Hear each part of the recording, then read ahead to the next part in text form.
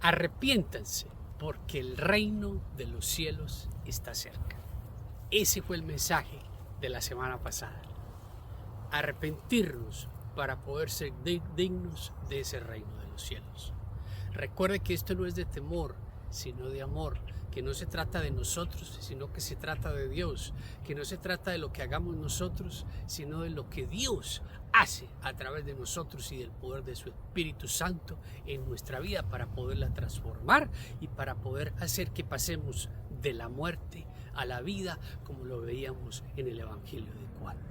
Que en nuestra vida sea una realidad eso, poder pasar de la muerte a la vida, sin esconder lo malo que hacemos, sino con la voluntad de ir al Padre a buscar su perdón, a ir a buscar esa reconciliación y a poder entonces darnos ese regalo maravilloso de la vida. Ore conmigo para que podamos entender el mensaje de hoy de la segunda muerte. Hoy vamos a explicar la segunda muerte a través de la Biblia, del libro del Apocalipsis, cómo nos la enseña, cómo nos la explica, y que sea el Espíritu de Dios el que nos llena, el que nos guía, el que nos dirige en la dirección correcta, y que sea el poder y solo el poder de Dios el que llena nuestro corazón para poder entender este mensaje. Te lo pedimos, Señor, en el nombre de tu Hijo Jesús. Amén. Cuando leemos entonces, vamos a leer en el Apocalipsis varios versículos para poder entender esto de la segunda muerte, o como lo define, que se define cuando vamos a leer, dice el lago de fuego y azufre en otros textos. Así que pongamos mucha atención, porque seguimos adelante en este tema de la muerte, de la vida después de la muerte. No podemos permitir seguir viviendo en la muerte. La gente nos preguntaba esta semana: Pastor Andrés, ¿cómo sé si estoy muerto o estoy vivo? Bueno, yo no soy nadie para decirle eso. Solo usted tiene la capacidad de su relación con Dios para poder encontrar esa respuesta. Lo único que le puedo decir es que no niegue su pecado, no niegue lo malo que hace, sino que reconózcalo delante de Dios.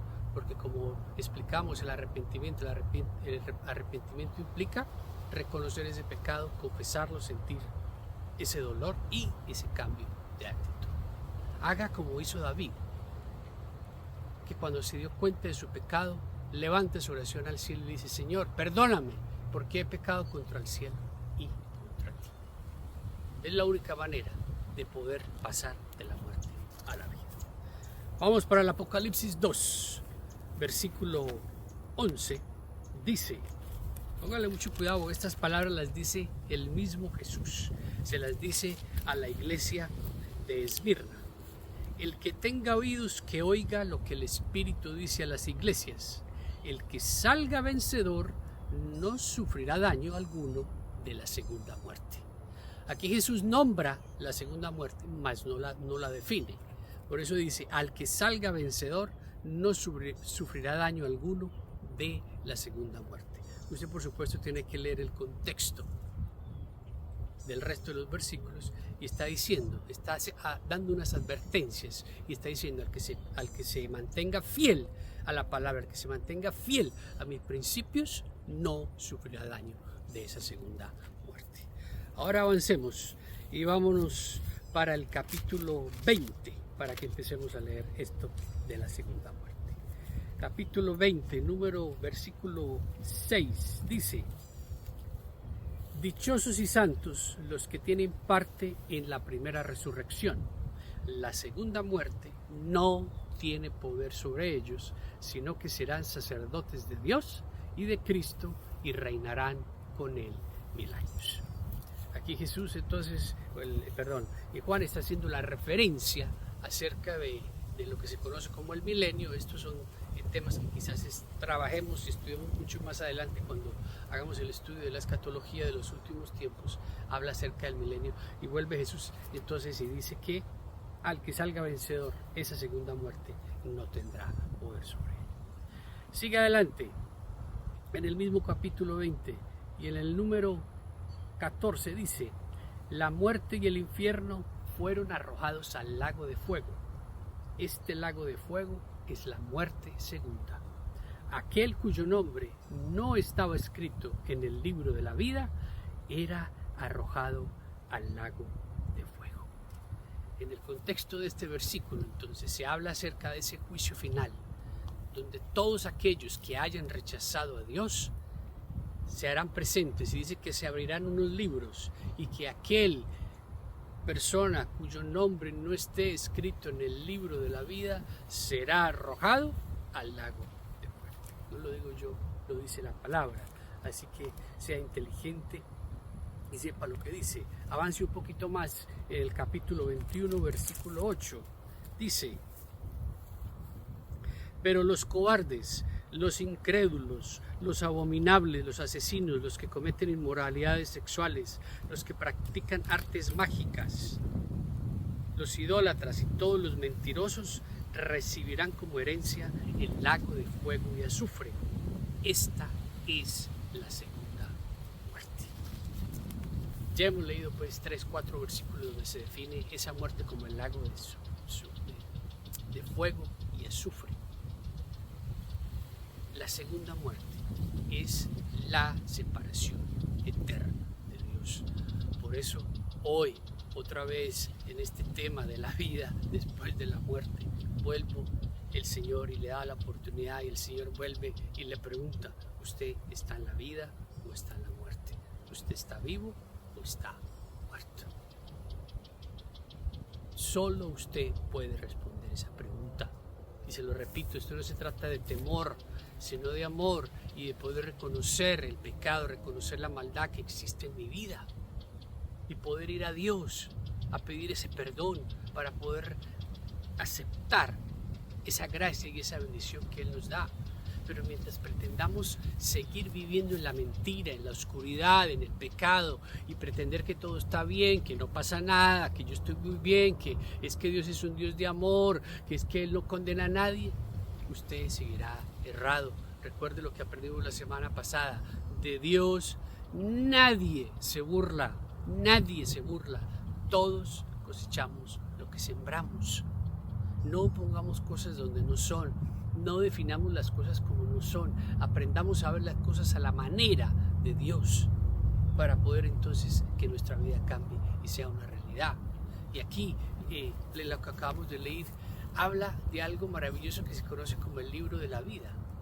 Por eso en Lucas 10, 20, Jesús dice: alégrense no por las riquezas, sino porque su nombre está escrito en el cielo. Está su nombre escrito en el libro de la vida.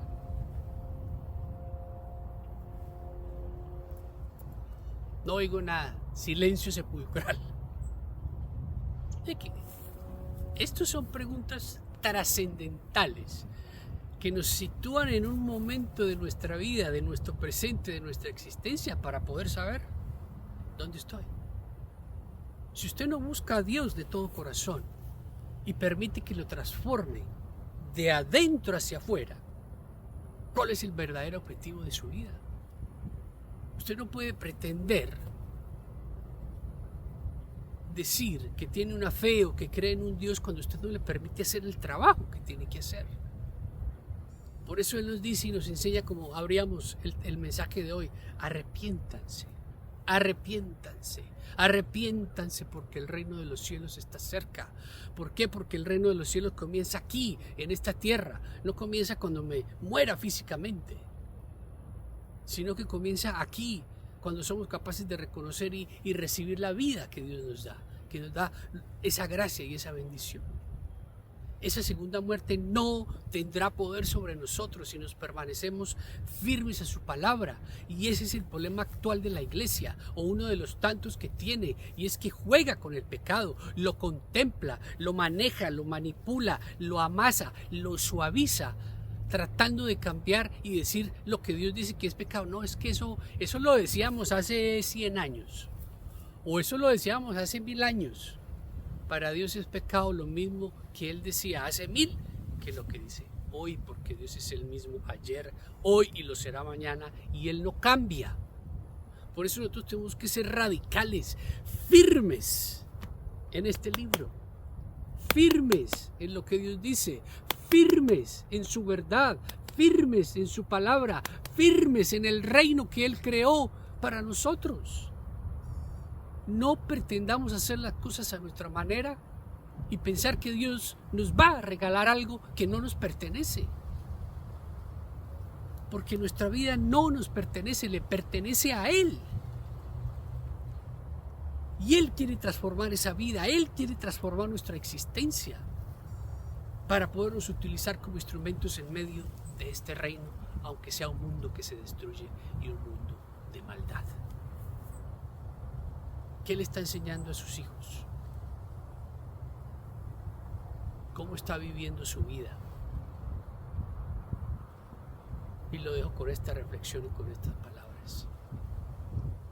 No le diga a sus hijos que oren. Dele el ejemplo de que usted ora.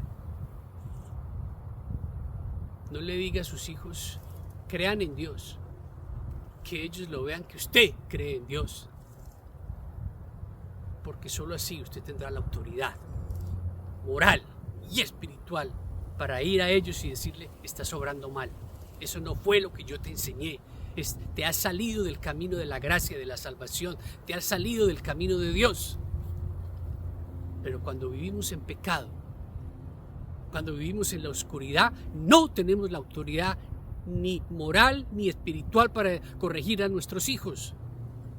Y entonces los podemos ver que van por el camino del mal, pero como no tenemos la autoridad, entonces nos quedamos callados. Eso es lo que usted espera para sus hijos. Esa segunda muerte. Esa muerte de fuego, de sufrimiento, de separación eterna de Dios, de llanto. Muy seguro que su respuesta es no, eso no es lo que yo quiero.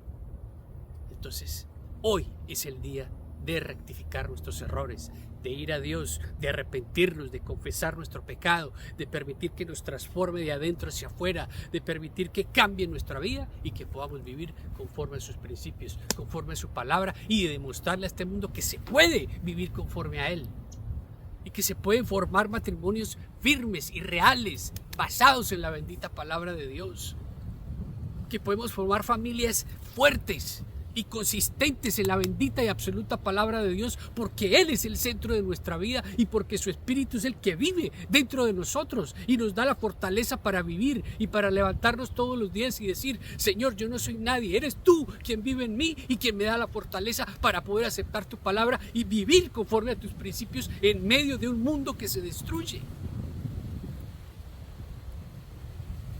Solo de esa manera podremos escapar la segunda muerte. No se engañe. No se engañe.